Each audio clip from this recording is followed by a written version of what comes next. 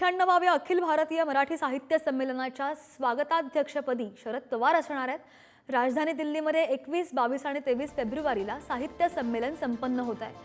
साहित्य, राजकीय आणि सामाजिक अभ्यास असणारा व्यक्ती स्वागताध्यक्ष असावा म्हणून सरहद संस्थेकडून विनंती करण्यात आली होती आणि या विनंतीला मान देत शरद पवारांनी स्वागताध्यक्ष पद स्वीकारल्याचं समोर येत आहे।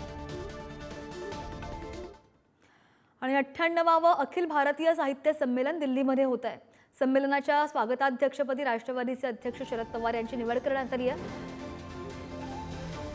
सरहद या संस्थेकडून शरद पवारांना विनंती केली आणि त्यानंतर शरद पवारांनी ही निवड मान्य केली आहे। सरहद संस्थेचे प्रमुख संजय नहार यांच्याशी संवाद साधलाय आमचे प्रतिनिधी बालाजी यांनी। पाहू। अखिल भारतीय मराठी साहित्य संमेलनाचे संयोजक सरहद संस्थेचे प्रमुख नहार सर आपल्या सोबत आहेत। आज काय नेमकी पत्रकार परिषद आहे, काय कोण स्वागताध्यक्ष असणार आहे, काय सगळं? आम्ही दिल्लीच्या संमेलनासाठी दिल्लीमध्ये असलेल्या मराठी माणसाला विशेषतः ज्याचा अनुभव आहे, ज्याचं वय आहे आणि ज्यांनी या विषयाशी संबंध आहे अशा माननीय शरद पवार साहेबांना स्वागताध्यक्ष होण्याची विनंती केली आणि ती त्यांनी मान्य केली।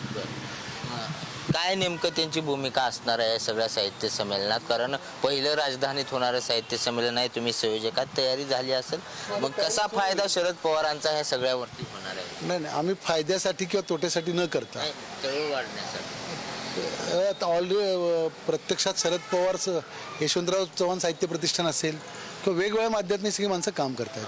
आपण जेव्हा महाराष्ट्रातून दिल्लीत जातो तेव्हा जी उत्तुंग माणसं आहेत, म्हणजे नितीन गडकरी असतील, शरद पवार असतील, तर यातल्या काही लोकांना आम्ही अप्रोच झालो। शरद पवारांनी ते मान्य केलं आणि त्यांनी मान्य केल्यामुळे सर्वसमावेशक व्हावा असा प्रयत्न केला। तर एक चांगलं पाऊल म्हणून विद्रोही विचारवंतांना सुद्धा इथं संधी मिळावी यासाठी एक व्यासपीठ निर्माण करण्याचा प्रयत्न साहित्य संमेलनाचे जे संयोजक आहेत सरहद संस्था यांनी केल्याचं पाहायला मिळते। आता हे संमेलन कसं यशस्वी होते हे पाहणं महत्त्वाचं आहे। व्हिडिओ जर्नलिस्ट निखिल करंदीकर सह बालाजी पोद्दार, पुढारी न्यूज, पुणे।